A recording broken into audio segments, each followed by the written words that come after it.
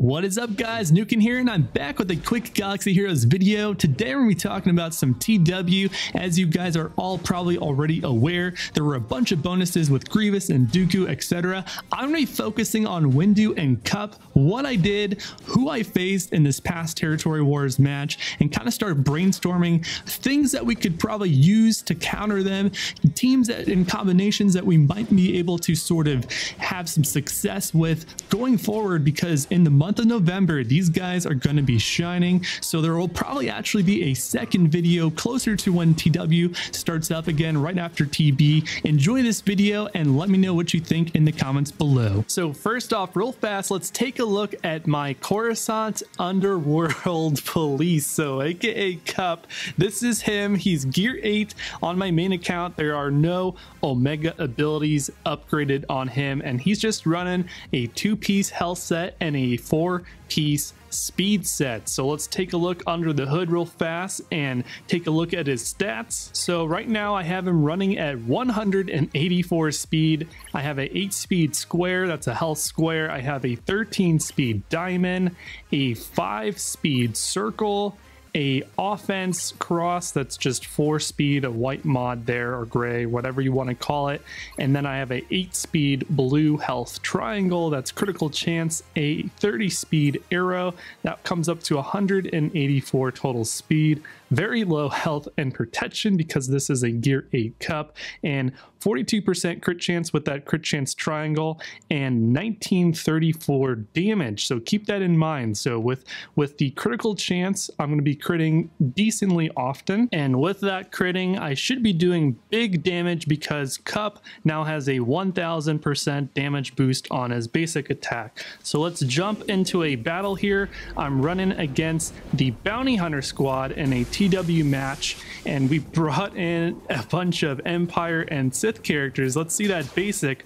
40,000 damage. Let's look at that one more time. Here goes Cup with offense up, no crit, 40,000 damage against that Greedo. That is a lot of damage for a gear 8 character.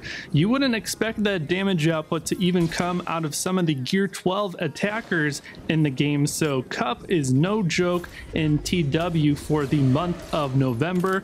Going through the rest of the battle, Cup is going to go through at least one extra basic attack or two, so let's see how much damage he can do later on in the battle. Keep in mind that his damage bonus is only from his basic attack against scoundrels. Here's another basic, 38,000 damage against IG-88. Let's see that one more time. So let's take a look at that again. IG-88 here is going to be basic attack from Cup with offense up once again, and 38,000 damage. Now keep in mind this is not a crit, and IG-88, like Greedo, is a sort of squishy attacker, but when you're attacking the tankier enemies like Bosk who have high armor, you still should be on a crit at least hitting that 40k damage mark. This is a gear 8 Cup. Now if those attacks were critical attacks against Greedo and IG-88, I would not be surprised to see Cup actually have a damage output of around 50 to 60,000 damage against those squishier attackers. Now if you want to get more action out of your Cup, try pairing him with someone who can call him to assist, like Kenobi or Cody, for example. That'll be very interesting to get more basic attacks out of him. Here is a basic attack against Bosk, one of the most durable tanks out there. That actually ended up critting, so finally we get a crit out of Cup. 40k damage once again, but the other previous attacks were not critical attacks. Keep that in mind. So that is big damage coming out of a gear 8 Cup. Also keep in mind that Cup is going to give himself protection up throughout the course of the battle, so he can sort of outlast and get to the end of the battle and get a lot more damage in. That's going to be very interesting. I think Cup is going to be better on offense defense so you can control where those basic attacks lie. And keep in mind that the long arm of the law, this bonus to Cup, is only going to be lasting through the month of November. This is just a temporary only TW bonus, so keep that in mind for Cup. Now there are also other bonuses, and like I said in the intro, we're also going to be talking about Mace Windu, who got a major buff for TW as well. So let's take a look at that. So to remind everyone, Mace Windu got this Master of the Force battle attuned ability, so he's going to be very tanky, a bunch of extra health and protection. He's also going to have 100% counter chance, so if you are attacking him, he is guaranteed to attack you back,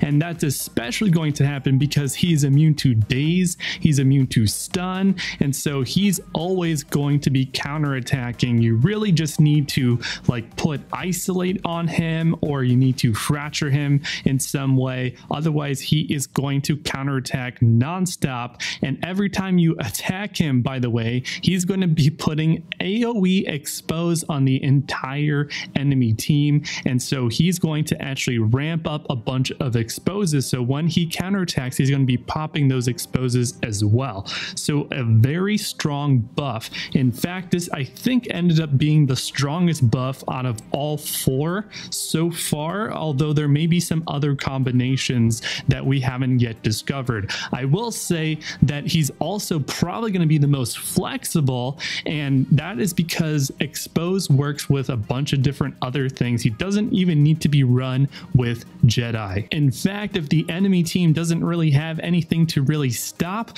this guy, he will be able to, at least on offense, potentially take out a Sith team. This is going to be a Palpatine team with Nihilus. This has been pretty popular and has kind of went viral. At the moment, there's around, I think, at least 10k views, maybe even closer to 20k views now, and it's been circulating over Reddit. Now, I want to keep in mind that I don't think that this is going to work against a Traya squad, because they will be able to, the Sith will be able to cleanse the exposes from Mace Windu, but against at least a Palpatine led team, which not everyone ends up putting on defense, Mace Windu can potentially by himself take out that team because his basic does a bunch of damage against Sith. So in my previous TW match, I took in some clones and Plo Koon because there's some synergy there to take out a Bastila Jedi team that just happened to have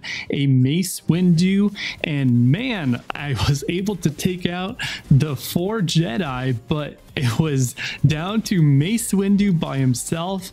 And watch what happens when it gets down to just Mace Windu here. Mace Windu is just basically going to go unstoppable. We were able to take out this Barris finally. She was pretty tricky, and you can see here there's going to be a bunch of exposes on 5s. Expose, expose, expose.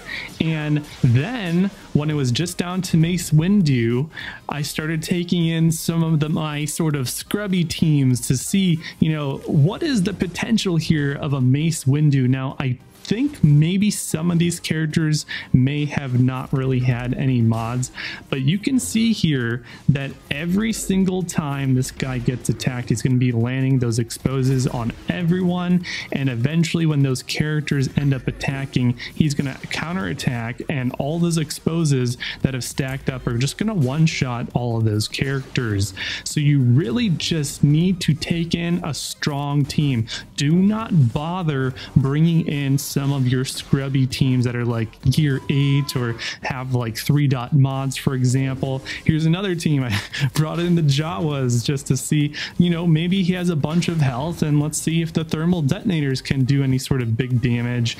And well, not really.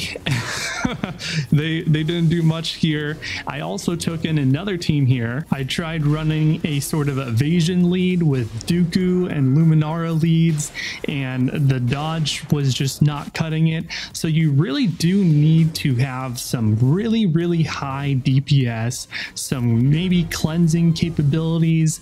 There are going to be different sort of counters for Windu. He's not going to be unbeatable, but you definitely just can't take randomly geared up characters. Although these characters weren't really geared up. I believe this is a gear 7, gear 8 Mission Vow and Bodhi Rook. And here's probably the strongest of sort of my cleanup teams. And I have a gear 11 or gear 12 Ray Scavenger, gear 11 Lando, gear 12 Pow, and a gear 10 or gear 11 Rolo. And you can see that, you know, they're really not able to take too many hits with all those stacking exposes, and we did kind of get almost through that sort of protection, but Mace Windu really just needs some big high DPS to be annihilated, fractured, isolated, because you can't daze, you can't stun them, and if you're not going to be able to do that, you need to be able to have some sort of sustainability with revives, heals, etc. So on defense, Windu is going to do great with the Jedi. Of course, you can run him on offense either by himself, or maybe you can run a sort of unique kind of exposed energy team. The options are going to be endless. Let me know what you guys did in the last TW and what you're planning to do on the next TW match, because keep in mind these bonuses are sticking around for the month of November. Hopefully you guys all enjoyed the video, and if you did, make sure to leave a comment down below. Love to hear what you think, and give this video a thumbs up, and I'll see you guys all in my next video. Cheers.